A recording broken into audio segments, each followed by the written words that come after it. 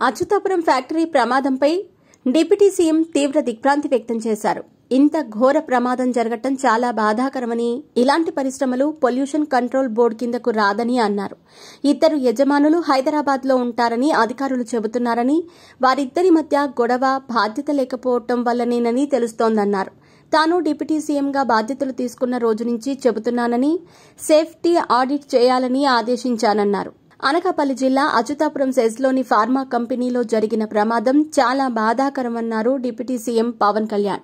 ఈ ప్రమాదంలో యాజమాన్యం నిర్లక్ష్యం ఉన్నట్టు తెలుస్తోందని, కాలుష్య నియంత్రణ తన శాఖ పరిధిలో ఉందని, భద్రత వేరే శాఖ కిందికి వస్తుందని తెలిపారు. గతంలోనే పరిశ్రమల్లో సేఫ్టీ ఆడిట్ నిర్వహించాలని చాలాసార్లు చెప్పామన్నారు. ఫ్యాక్టరీలలో ప్రజల ప్రాణాలు, కార్మికుల భద్రత కోసం సేఫ్టీ ఆడిట్ చేయించాలని, సెప్టెంబర్లో విశాఖ జిల్లాకు వెళ్లి భద్రతా చర్యలపై ప్రత్యేక సమావేశం నిర్వహిస్తామని తెలిపారు. వచ్చే 3 నెలల్లో పరిశ్రమల భద్రతపై కార్యాచరణ సిద్దం చేస్తామన్నారు. ఇలా ప్రతి వారం ఏదో ఒక ప్రమాదం జరగటం బాధాకరమని, చనిపోయిన వారికి సంతాపం తెలిపి పరిహారం ఇవ్వటంతో సమస్య పరిష్కారం కాదని అన్నారు. ఈ ఫార్మా కంపెనీకి 2 యజమానులున్నారని తెలుస్తోందని, ఇద్దరి మధ్య విభేదాలతో సరిగ్గా వ్యవహరించలేదని తెలుస్తోందని పవన్ కళ్యాణ్ అన్నారు. ఫార్మా కంపెనీలో సరైన భద్రతా ప్రమాణాలు పాటించలేదంటున్నారని, సేఫ్టీ ఆడిట్ అంటే యజమానులు భయపడే స్థాయికి వెళ్లిపోయారని అన్నారు. సేఫ్టీ ఆడిట్ ద్వారా పరిశ్రమలు మూసేస్తారని అనుకుంటున్నారని, పరిశ్రమల యాజమానులకి సేఫ్టీ ఆడిట్పై అవగాహన కల్పించాల్సిన అవసరం ఉందని అన్నారు. ప్రభుత్వానికి ఇబ్బంది ఉండకూడదని తాను అడుగు ముందుకు వేయలేకపోతున్నానని, సేఫ్టీ ఆడిట్ ద్వారా పరిశ్రమలు వెనక్కి వెళ్లిపోతాయని అపోహలున్నాయని అన్నారు.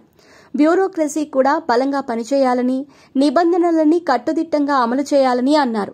పరిశ్రమలు రావాలి, పర్యావరణ సమతుల్యత ఉండాలి, వచ్చే 3 నెలల్లో కార్యాచరణ ఉండాలన్నారు. మరోవైపు ఎన్డీఏ కూటమి పంచాయతీరాజ్ వ్యవస్థ బలోపేతంపై హామీ ఇచ్చిందన్నారు పవన్ కళ్యాణ్. ఒకే రోజు 13,326 గ్రామాల్లో గ్రామ సభలు నిర్వహిస్తున్నామని, పంచాయతీరాజ్ వ్యవస్థలో మలిదశ సంస్కరణలు కూడా తీసుకొచ్చామన్నారు. పంచాయతీల్లో ఆగస్టు 15, జనవరి 26న ఉత్సవాల నిర్వహణకు నిధులు పెంచిన విషయాన్ని గుర్తు చేశారు. గ్రామ సభల్లో యువత, మహిళలు పెద్ద ఎత్తున పాల్గొనాలని పిలుపునిచ్చారు డిప్యూటీ సీఎం. గ్రామాల అభివృద్ధికి ప్రత్యేక చర్యలు తీసుకున్నామని, స్వచ్ఛ భారత్ కార్యక్రమాన్ని మరింత సమర్థంగా అమలు చేస్తామని తెలిపారు. గ్రామాల్లో పచ్చదనం, పరిశుభ్రత పెంచేలా చర్యలు తీసుకున్నామన్నారు. పంచాయతీలకు ఆదాయం పెరగటంపై దృష్టి సారిస్తామని, పంచాయతీలలో ఉన్న ప్రత్యేకతలున్న వాటి అభివృద్ధిపై కార్యాచరణ రూపొందిస్తామని పవన్ చెప్పారు. చెత్త ద్వారా పంచాయతీలు ఆదాయం సమకూర్చుకునేలా చర్యలు తీసుకుంటామని, పంచాయతీలలో క్లీన్ గ్రామాలుగా ఉండాలన్నారు. ఎకో టూరిజంకు దగ్గరగా ఉండే గ్రామాలు ఉప్పాడ, మంగళగిరి ప్రాంతాలలో చేనేతల తయారీని విజిట్ చేసేలా చర్యలు తీసుకుంటామన్నారు. రాష్ట్ర వ్యాప్తంగా ఈ నెల 23న ఒకేసారి 13,326 గ్రామ సభలు నిర్వహిస్తున్నట్టు తెలిపారు. 2014-19 వరకు పంచాయతీకి 270 కోట్ల వరకు ఆదాయం వస్తే, గత ప్రభుత్వ హయాంలో 2019-23 వరకు 170 కోట్ల ఆదాయం మాత్రమే వచ్చాయన్నారు.